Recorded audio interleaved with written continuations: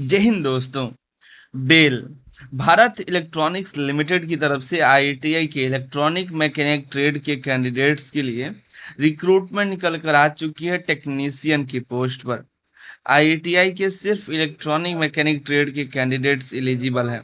अगर आप IIT electronic mechanic से किए हैं तो वीडियो को अंत तक देखिएगा, चैनल को सब्सक्राइब कर लीजिएगा और अपना ट्रेड नीचे कमेंट करके जरूर बताएं ताकि आपके ट्रेड की जो भी वैकेंसी निकल कर आए हम आपको चैनल के माध्यम से अपडेट करते रहें।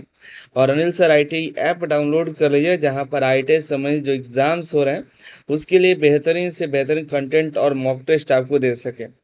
बेल की जो रिक्रूटमेंट निकल कर आई हुई है पंचकुला की तरफ से निकल कर आई है, जो कि परमानेंट बेसिस है। ठीक है, इसमें इंजीनियरिंग असिस्टेंट ट्रेनी ये जो है 3 साल का डिप्लोमा के लिए है, जो कि इलेक्ट्रॉनिक जो ब्रांच है उसके लिए मात्र एक पोस्ट है। आईटीआई 1 साल का अप्रेंटिसशिप जो है इलेक्ट्रॉनिक मैकेनिक ट्रेड के लिए 6 सीट है मात्र। मैक्सिमम एज 28 साल लिमिट रखा गया है। अगर आप 28 साल के मैक्सिमम एज है आपका तो आप इसके लिए एलिजिबल है। मिनिमम 18 साल है, 18 से 28 साल वाले यहाँ पर एलिजिबल है। सैलरी अच्छी खासी है, हालांकि वैकेंसी की संख्या ज़्यादा नहीं है, लेकिन एक ही ट्रेड के लिए है तो एक ही ट्रेड के लिए 6 कैंडिडेट को यहाँ पर मौका दिया जाएगा। मतलब सीटें 6 है, यूआर में 1 है, ईडब्ल्यूएस में 2 है, ओबीसी में 3 सीटें हैं। इसकी यहाँ पर सैलरी देखिए तो एक्चुअल में 35,000 प्लस देखने के लिए मिलेगा। और भी यहाँ पर कई सारे बेनिफिट्स हैं, आप देख सकते हैं। हम बात करते हैं एलिजिबिलिटी क्राइटेरिया के बारे में, तो ऑल इंडिया कैंडिडेट एलिजिबल है। एज आपका लिया जाएगा 1/6/2026 तक का। 18 से 28 साल का आपका एज लिमिट होना चाहिए।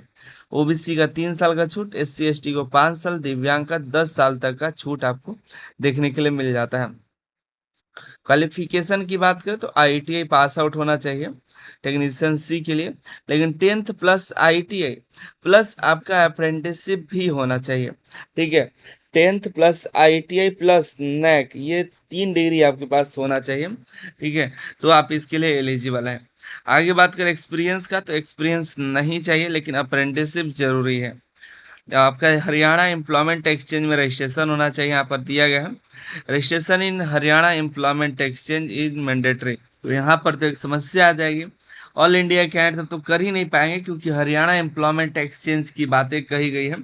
तो सिर्फ और सिर्फ हरियाणा स्टेट के कैंडिडेट यहाँ पर फॉर्म को अप्लाई कर पाए, नहीं तो अगर ऑल इंडिया का बस एम्प्लॉयमेंट एक्सचेंज मांगता तो आप कर अपने राज्य से एम्प्लॉयमेंट एक्सचेंज का रजिस्ट्रेशन करके आप अप्लाई कर सकते थे। ठीक है, सिलेक्शन की बात करें तो मोड ऑफ सिलेक्शन जो है सीबीटी एग्जाम होगा, कंप्यूटर बेस्ड टेस्ट, उसी के आधार पर सिलेक्शन होगा, जिसकी जानकारी आपको मेल के माध्यम से बताई जाएगी। इसके 2 पार्ट होंगे इस एग्जाम के। पार्ट ए आपका जनरल एप्टीट्यूड से 50 क्वेश्चन और टेक्निकल एप्टीट्यूड से 100 क्वेश्चन। आप जो जनरल एप्टीट्यूड है उसमें reasoning, analytical comprehension ability, basic numeracy, data interpretation और जनरल नॉलेज से साथ साथ मेंटल एबिलिटी से आपके क्वेश्चन रहेंगे। बाकी 100 जो क्वेश्चन टेक्निकल से आपके ट्रेड से 100 क्वेश्चन पूछे जाएंगे। ठीक है, ये क्वालिफाइंग मार्क्स है जो आपका होना चाहिए। इसके बाद आगे बात करें तो यहाँ देखिए रिटन टेस्ट होना चाहिए। रिटन टेस्ट में आपका अच्छा स्कोर रहेगा उस कैंडिडेट का आगे की प्रक्रिया में आपको बुलाया जाएगा। एप्लीकेशन फीस के बारे में बात करें तो एप्लीकेशन फीस 590 रुपये है जनरल, ओबीसी और ईडब्ल्यूएस का। SC ST PWD ex serviceman का फीस नहीं लगने वाला है। ऑनलाइन के माध्यम से पेमेंट करना, आप देख लीजिएगा। आप ये जो एसबीआई वॉलेट है उसके माध्यम से अप्लाई पेमेंट जमा करना है और आपको फॉर्म जो है ऑनलाइन के माध्यम से ही भरना है और कोई भी ऑफलाइन डॉक्यूमेंट आपको नहीं भेजने की जरूरत है। ठीक है, फॉर्म को अप्लाई कर दीजिए और आप एलिजिबल होंगे तो हरियाणा एम्प्लॉयमेंट एक्सचेंज में पहले रजिस्ट्रेशन कर लीजिएगा, उसके बाद ही फॉर्म को अप्लाई करिएगा। 2 जुलाई को आपका लास्ट डेट है फॉर्म भरने का। कोई भी इंक्वायरी करना है तो दिए गए नंबर पर, दिए गए ईमेल आईडी पर कांटेक्ट कर सकते हैं। यहाँ पर भी एक ईमेल आईडी है, इस पर भी आप मेल करके पता कर सकते हैं। यहाँ पर एक समस्या इन्होंने क्या किया है कि ये एम्प्लॉयमेंट एक्सचेंज हरियाणा का मांग दिया है, इसकी वजह से हरियाणा राज्य के कैंडिडेट यहाँ पर एलिजिबल हो जाते हैं, ऑल इंडिया कैंडिडेट यहाँ पर एलिजिबल नहीं हो पाएंगे। ठीक है, बाकी मिलता है अगली वीडियो अगली जानकारी के साथ। आप सभी का बहुत बहुत धन्यवाद।